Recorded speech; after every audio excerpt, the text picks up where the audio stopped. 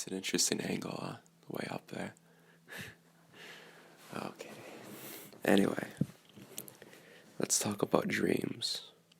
I've had a lot of good dreams throughout the years. Really, really good dreams. I just ate chicken, sorry. And I ate a lot of bone. I don't want to be loud and coughing, so I'm not going to cough. I'm just going to suppress it. But this video will be about dark dreams in particular. Not the really nice dreams, not those ones. We're just talking about some of the dreams that, we have good dreams and we have bad dreams. And the bad dreams are the ones that, I'm so hungry. The bad dreams are the ones that we think about a lot. And the good ones are too. Everything in between we forget. So I won't share the really good dreams, but I will share the dreams that were kind of haunting. So, oh boy, let's see. I remember when I was a kid, I had this dream where I was in a van, and I was parked downhill. It's like I was parked on a hill, and I was alone in the van, and it started to go down the van, and it was kind of scary because I thought it's gonna go into traffic. And this was when I was probably 2 years old. It's one of my earliest memories as a dream.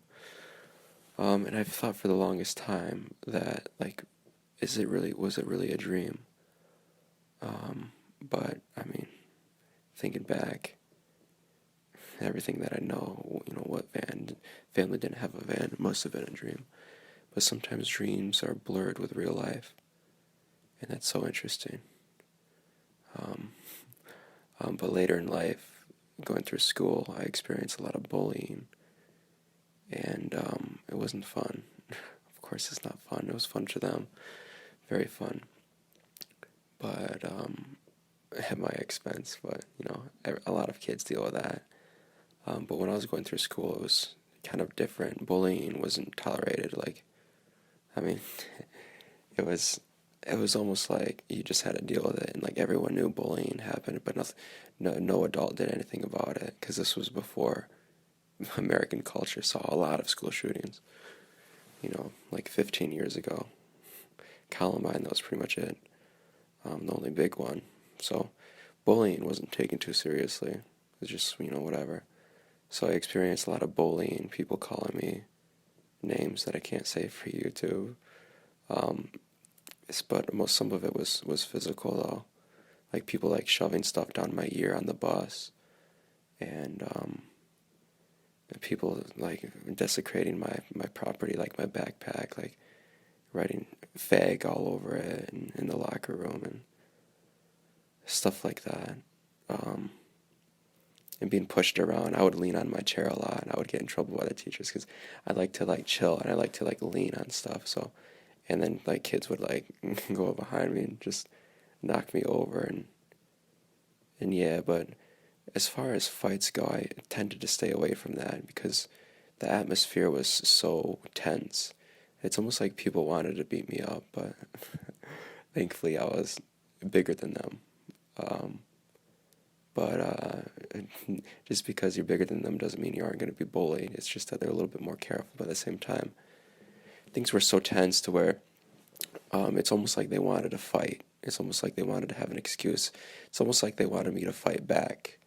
And I never really wanted to do that. But middle school came, and lots of testosterone building up, blah blah blah. And kids would make fun of me and push me around in the hallways and stuff like that, and it sucked. It stunk because I would carry all my books and stuff, and I had a lot of it because I did well in school, and they would slap them all down and stuff like that, and yeah, they would punch me and shove me into lockers. And one day, I was just sick of it, and because I had all these dreams, these terrible dreams about defending myself, and really crazy dreams about doing that, and this stinks because this was the end of the school year, and I could have just waited a few weeks just dealt with it, but I couldn't deal with it anymore. So in real life, I fought back, and it's only natural to fight back, to be defensive of yourself, because the dreams were insane. I dreamt about hurting my bullies in ways that I would never do, but it was eating me alive, and it's almost like my mind was telling me to do something about it, to escape. But when I was escorted to the office, and I thought, crap, because I had a knife on me. I had a knife in my pocket, and the only reason why I carried a knife is just in case. Like, I knew I was outnumbered anyway, but physically I would hate to be outnumbered. So that was just for my protection. So when I was brought down to the office to discuss what was going on, um, I feared the school administrator searching me. So what I did was when I was waiting in the office, I just slipped it in my shoe there, like in my sock, but like way underneath between like my foot, my sole, and my sock, like in my shoe, because no one's gonna search there. And I was afraid that they were gonna like say like make your pockets inside out or something. I wasn't gonna let them have it. um, but yeah, it stinks. But the dreams I had about that were physically harming the bullies in magnificent ways, and I didn't want to do that because I know they're just kids. Or at the time, I knew that they would grow up later in life thinking like, "Wow, what did I just do?" and "What was I back then?" Blah blah blah. And it's weird because some of the bullies that bullied me years ago, some of them have been in and out of jail, just losers, most of them. But in college, I remember there was this bully, like a former bully of someone who bullied me years before in middle school. He was in one of my chemistry classes, and he was sitting across the room. And it was so weird because it was almost like he was afraid of me. And this was a kid that anything you can imagine as far as what he did to me, he did. Terrible bully, hated the kid, wanted to kill him. But there he was in my chemistry class in college, after the storm, so to speak. There he was, and he couldn't make eye contact. I didn't care. I would look at him, not trying to be intimidating, because I knew that as people age, they mature, and they probably have regrets. And every time I would think he'd be staring at me, which happened a lot in my peripheral vision, I could see it, I would look, and he would quickly look away. And that spoke volume to me. It was almost like he was troubled with himself, like he couldn't look at himself, because he probably saw me, and he probably saw himself in me, and what he did to me. But so we would just, do our chemistry stuff, and we had our own little groups, and we were across the room, so we didn't really run into each other, except for in the stairwell one day in college. And of course, to avoid awkwardness, I say stuff. People do that, small talk. And I started it with him. I said, "Hey, how you doing? Long time no see." And he was just like, he didn't know how to respond. He didn't smile. He didn't laugh. He just looked at me almost like he was scared. And he said, "Zach."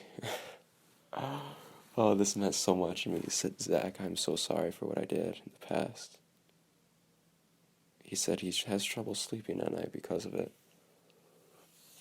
And I said, "Don't worry, it's the past. Like, forget about it. You were young and stupid. And mean, and definitely mean." But I told him thank you. I said that meant the world to me. So I went home and I crossed them off my hit list. I'm joking about that. That was from a movie called Billy Madison, where there was a scene where Billy is the protagonist, and he was a bully in school previously, and he apologized to one of his victims, and then the guy was on the phone, and he did this via phone, and he said, "It's okay, don't worry about it." The victim said that, and then as soon as the call ended, he went to his whiteboard or something, and he crossed off Billy Madison's name from the list, his hit list. It said people to kill. But that was the end of that. Um, it's weird how people change just because of age, maturity. But this is kind of sidetracked because this isn't really about dreams. Um, but in college, I had some dreams that were pretty dark. Some stuff happened to me that was uh, unfortunate, but not too bad. I mean, come on, just things in life. And so I would have these dreams. I can't remember much of them except for one of them that's still really vivid. And it was so weird because it was a dream about suicide. And I want to say I was ever a suicidal person. I mean, everyone goes through like short-term depression and stuff like that, but never really seriously considered it, obviously. Otherwise, I wouldn't be here. Um,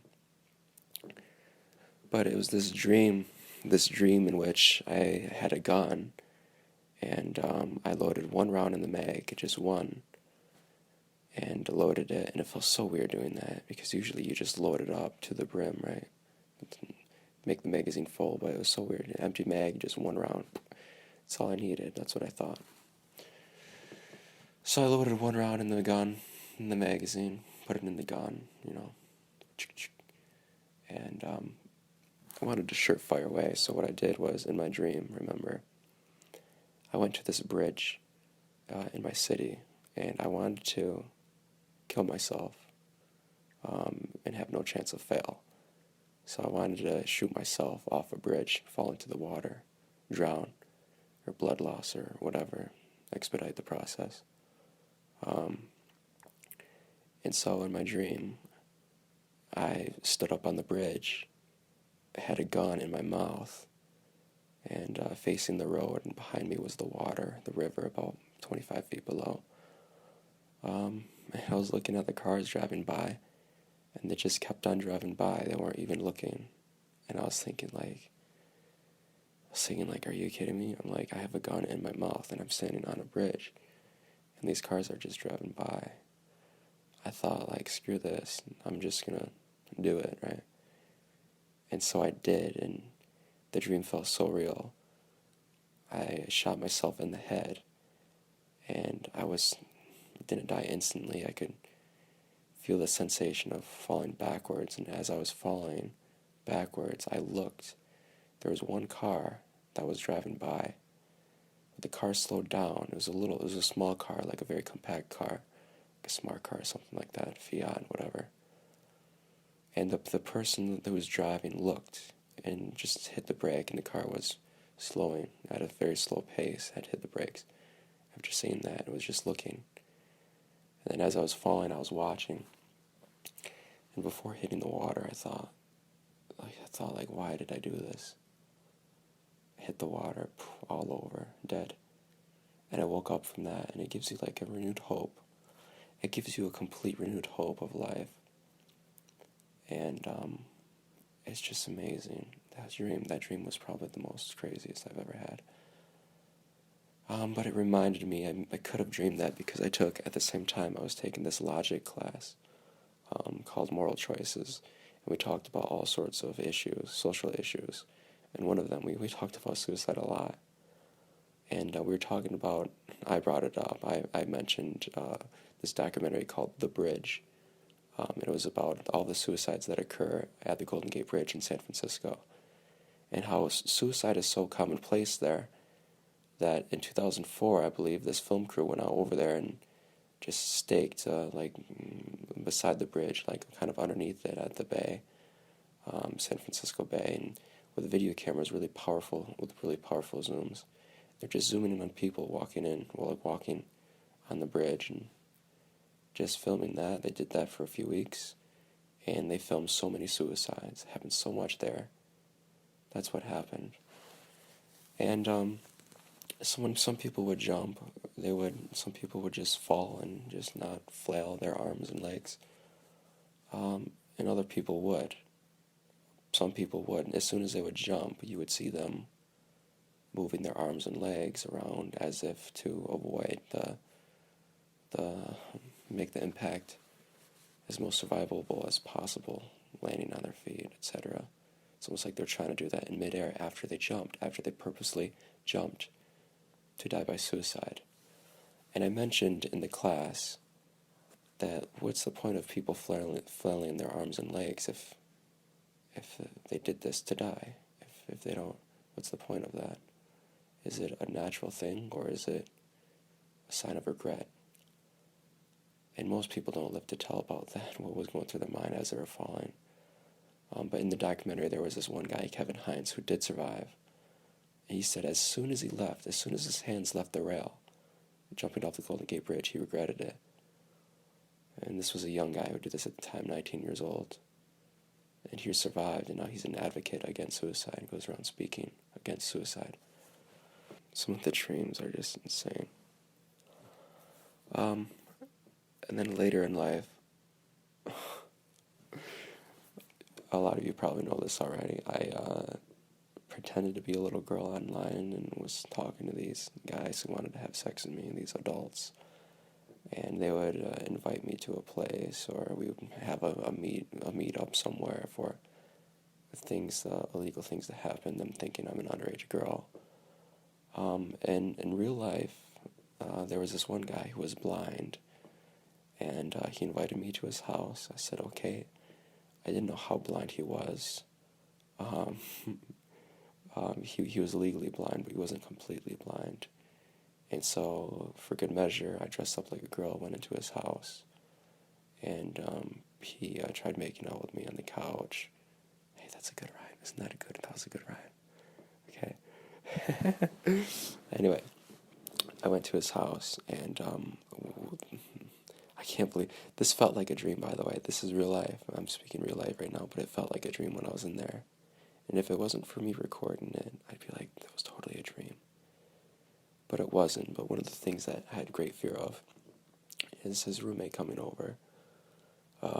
Because he said his roommate would come over, and I wanted to avoid him because his roommate could see. And, I told my girl disguise isn't good.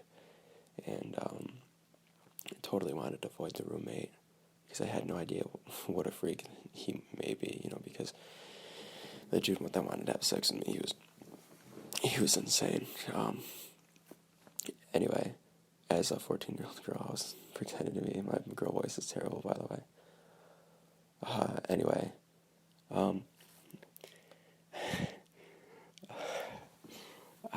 there was a shotgun in the house, and there was a knife, and it was pretty bizarre, but at the time I didn't think much of it, because I was just focused on my acting and my escape plan, and just really watching them. I didn't really have time to fear, until after I left.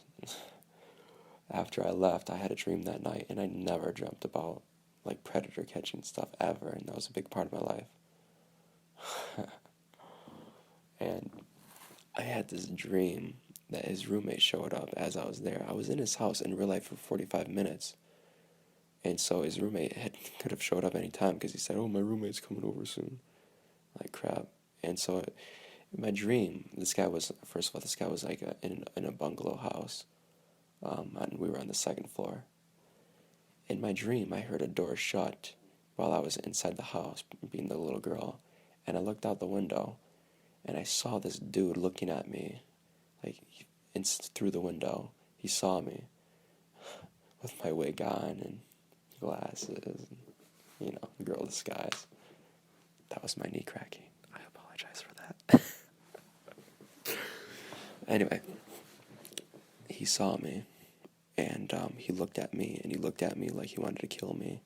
And there were 3 other people in the vehicle. It was a 4-door vehicle. Every single door opened at the same time, and all of the other people, the guys, who were about my age, a little older, yeah, they all looked at me, and they had Uzis, they had guns, they had weapons. And in my dream, I knew exactly, they knew I was an intruder. I wasn't supposed to be there. And, but it was just for the good of catching this predator. I think I was a terrible guy. But they had somehow known that I wasn't a girl, and they looked at me from the street, and with their guns, and they marched up, and up the stairs. As I faded from my frame of vision, I knew they were coming up, and I knew it was doomed for me. Um, so that was scary. That was really scary because it was never really had much fear um, in real life about that, except for in a dream. Oh boy. And there was this other dream where I have this I, there was another dream where my cousin was going to commit suicide, and everyone knew that she was suicidal, and she like was having this going away party, like you would if you're moving, but it was a going away party, like I'm going to commit suicide party, and it was so weird because there was everything like a party would be for that, and people were hugging her and saying like goodbye and having a good time and everything. And but no one addressed the issue. No one said, "Hey, you should try living. Like, what's going on in your mind? Tell us what's going on." It was more like she just made up her mind that she was going to commit suicide, and that, "Hey, goodbye, everyone. I'm having a goodbye party." And so everyone said their goodbyes, and it was weird because no one said anything about how to fix this issue that she was going through. It was just like everyone accepted the fact that she was going to kill herself. And I was just observing this in my dream. And me too, I didn't say anything other than goodbye. And I think that shows that like people aren't really proactive about this. But like this is so dark, like I know that, but like trust me, I've had some really, really good dreams. Um, but I've had some bad ones too, but I've had way more better dreams than like bad dreams. So don't like freak out because I think we all dream about stuff like this. Anyway, there was another dream I had where I was driving a school bus, big old hefty thing, a lorry, no, not a lorry, a school bus, and I didn't have a lot of power. And in my dream, I was following this truck, a flatbed truck, and on the flatbed there was like this homeless man sleeping. And for some reason, I thought that the person driving the truck didn't know this. And so, in my dream, I was trying to chase this guy down in a big school bus, and it wouldn't really like work. First, there was like some other girl driving the bus, and like I thought I could do better than her for some reason. So, because when I saw what was going on, I was like, passenger. And I said, like, go get that, like, chase that person down. That person's gonna roll over and roll off the flatbed and die or something. And then she just didn't do anything. Like, the bus was parked. I'm like, go, go, go. And she didn't. So I said, let me take over. And so I was trying to catch up. By that point, the truck was way far ahead. And so I was trying to catch up and, like, tires squealing and bus on two wheels turning. Well, the truck was going so fast where I lost sight of it. And a mile or two down the road, it was too late. The homeless dude had fallen off and was in a ditch, and it was just his body. He died from the impact, and I thought there was so much regret because tried doing everything, but it didn't matter. The guy still died. So that was a pretty dark dream. And recently, about a few days ago, like 5 days ago, I had this dream where I was driving, and there was a police car, and like I'm a complete nerd. Like I like looking at cars, like newer cars, especially police cars, because they just look cool. And it was a Michigan State police car, which I think they're cool looking. I like blue. And he was just parked on the road, and I was driving by, and I thought, like, wow, cool. So I was just looking over at him, and it's like a cool police car. But then he turned his lights on, and that, like, made me panic. I had nothing to hide, but, like, I naturally wanted to run away, So I floored it. And by the way, this is just a dream. I wouldn't actually do this because I've been pulled over once while dumpster diving, and my immediate reaction was to hit the brake. So I don't. I want to actually flee in real life, but in my dream I floored it, and I'm going so fast, being chased by this police car. That the police car, I went through an intersection with it being red, a red light, and the police car followed me, only hit someone. And after that happened, for some reason, everyone else crashed in the intersection. Everyone that came to the intersection like crashed into each other. And so I looked in my mirror, and there were just like bodies everywhere, and just carnage and twisted steel and stuff. And I thought, like, holy crap, this is insane, for what? Why was I running? So I went back. I turned around and I went back, and there were so many bodies everywhere, but it was so weird because there was like a house at this corner, and with the garage door up, and like a ton of random neighbors and just random people were like dragging the bodies into the garage, and they were chopping up the bodies with all these saws, and they were putting like legs in boxes and arms in other boxes, and just organizing the parts and checking their inventory, I guess. And there was a police officer. I don't know what happened to the police officer that crashed, but there was a Michigan State police officer who was in the garage, and he had a clipboard, and he was just writing down stuff. And what these people were doing in the garage was they were selling the body parts. It was a garage sale. So other people were coming, and this was at night.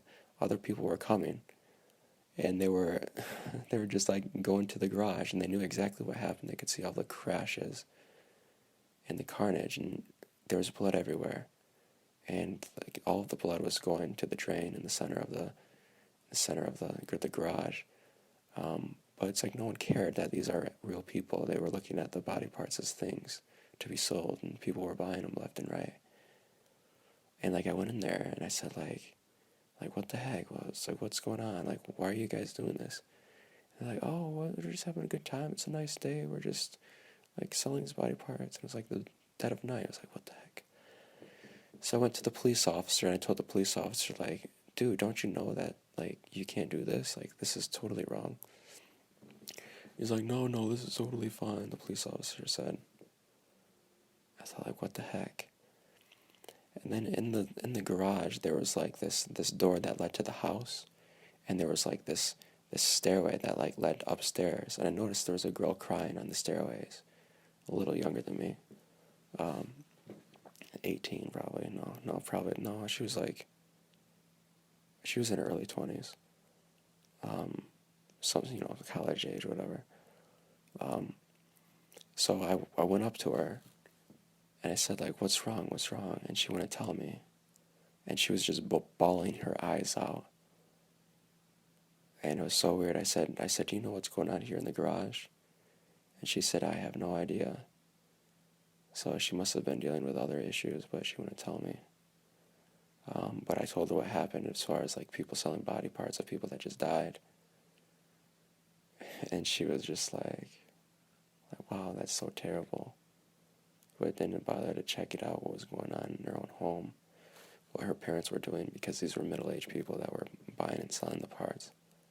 It's almost like she had come to deduce that there's so much evil in the world, and it's just so overwhelming that like it was another blow to her to see what was going on. But I think we humans dream about stuff to get us through certain times, or like some dreams are just so bizarre you really can't make anything of them, But in any case, I'm trying to think of any more dreams. That's really it. I don't dream darkly. I mean, I'm sure I have. I'm sure I've dreamt like worse stuff, but you forget about dreams. You know what I mean? Like, sometimes as soon as you wake up, you think of it, and then it fades away throughout the day. You like that rhyme, me too. But I've had so many good dreams, though, like so many good dreams. that all these dark dreams. I mean, if it just the subject matter of this video, it's very dark. But I've had so many good dreams, and it's so nice. Dreams. I love dreams. I love dreams. Oh, I love dreams so much. You know, dreams are cool. Dreams will make you feel alive. Or dead. Oh, this. Oh boy. Okay. That's it, everyone. Have a good night, and don't dream of anything too bad, okay? Goodbye, all of you people. Goodbye.